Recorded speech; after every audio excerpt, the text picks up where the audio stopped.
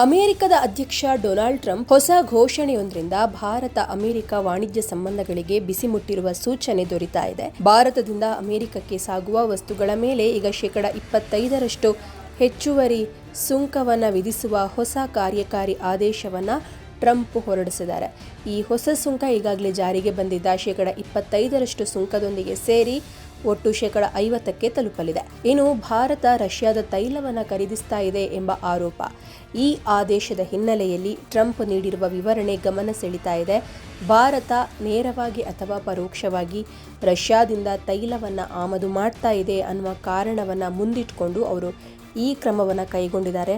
Ukraine ಆಕ್ರಮಣದ ಬಳಿಕ Russia ವಿರುದ್ಧ ತೀವ್ರವಾಗಿ ಟೀಕಿಸ್ತಾ ಇರುವಂತಹ ಟ್ರಂಪ್ ಆ ರಾಷ್ಟ್ರದಿಂದ ಇಂಧನ ಖರೀದಿಸುವ ದೇಶಗಳನ್ನು ನೇರವಾಗಿ ಶಿಕ್ಷಿಸುವ ನಿಟ್ಟಿನಲ್ಲಿ ಇಂತಹ ಕ್ರಮಗಳನ್ನು ಕೈಗೊಂಡಿರೋದಾಗಿ ಇದರಿಂದ ಸ್ಪಷ್ಟವಾಗ್ತಾ ಇದೆ. ಇನ್ನು ಈ ಹೊಸ ಆದೇಶ ಅಮೆರಿಕದ ಕಸ್ಟಮ್ಸ್ ಪ್ರದೇಶಕ್ಕೆ ಭಾರತದಿಂದ ಸಾಗಾಣಿಕೆ ಆಗುವ ಎಲ್ಲ ವಸ್ತುಗಳಿಗೂ ಅನ್ವಯವಾಗಲಿದೆ.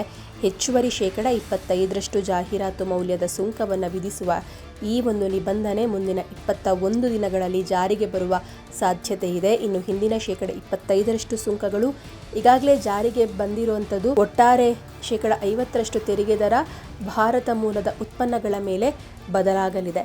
ಇನ್ನು ಭಾರತ ಅಮೆರಿಕ ಅತ್ಯಧಿಕ ಸುಂಕ ದೇಶಗಳ ಪಟ್ಟಿಗೆ. ಹೌದು, ಈ ಕ್ರಮದಿಂದಾಗಿ ಭಾರತ ಅಮೆರಿಕದ ಪ್ರಮುಖ ವ್ಯಾಪಾರ ಪಾಲುದಾರ ರಾಷ್ಟ್ರಗಳ ಪೈಕಿ ಅತ್ಯಧಿಕ ಸುಂಕಕ್ಕೆ ಒಳಪಡುವ ರಾಷ್ಟ್ರಗಳಲ್ಲಿ ಒಂದಾಗಿ ಪರಿಗಣಿಸಲಾಗ್ತಾ ಇದೆ.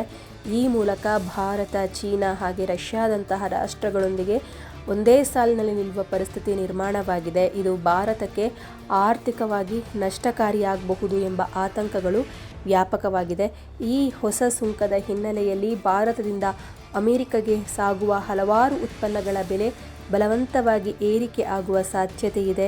ಇದರ ಪರಿಣಾಮವಾಗಿ ಆ ವಸ್ತುಗಳು ಅಮೆರಿಕದ ಮಾರುಕಟ್ಟೆಯಲ್ಲಿ ಸ್ಪರ್ಧಾತ್ಮಕತೆಯನ್ನು ಕಳೆದುಕೊಳ್ಳುವ ಭೀತಿ ಕೂಡ ವ್ಯಕ್ತವಾಗಿದೆ.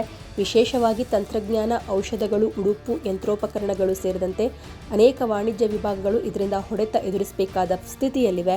ಈ ಹೊಸ ಆದೇಶದಿಂದ ಭಾರತ ಅಮೆರಿಕದ ನಡುವಿನ ವ್ಯಾಪಾರ ಸಂಬಂಧಗಳಿಗೆ ಬಿರುಕು ಬೀಳುವ ಆತಂಕಗಳು ಇವೆ. ಇತ್ತೀಚಿನ ವರ್ಷಗಳಲ್ಲಿ ಎರಡೂ ರಾಷ್ಟ್ರಗಳು ಪರಸ್ಪರ ವ್ಯಾಪಾರವನ್ನು ವೃದ್ಧಿ ಮಾಡಿಕೊಳ್ಳಿಕ್ಕೆ ನಾನಾ ಒಪ್ಪಂದಗಳನ್ನು ಮಾಡಿಕೊಂಡಿದ್ರೂ ಇಂತಹ ನಿರ್ಧಾರಗಳು ಆ ಪ್ರಯತ್ನಗಳಿಗೆ ನಕಾರಾತ್ಮಕ ಪರಿಣಾಮ ಬೀರುವ ಸಾಧ್ಯತೆ ಇದೆ. ಇನ್ನು ಡೊನಾಲ್ಡ್ ಟ್ರಂಪ್ ಅವರ ಸುಂಕದ ನೀತಿಯ ಕುರಿತು ಭಾರತ ಕೂಡ ಉತ್ತರವನ್ನು ಕೊಟ್ಟಿದ್ದು, ಇದು ಸರಿಯಾಗಿಲ್ಲ, ಸಮರ್ಪಕವಾಗಿಲ್ಲ, ಅಸಮಂಜಸ ರೀತಿಯಲ್ಲಿ ನೀವು ಸುಂಕವನ್ನು ಹೇರಿದ್ದೀರಿ ಅಂತ ಹೇಳಿ ಭಾರತ ಕೂಡ ತಿರುಗೇಟನ್ನು ಕೊಟ್ಟಿದೆ.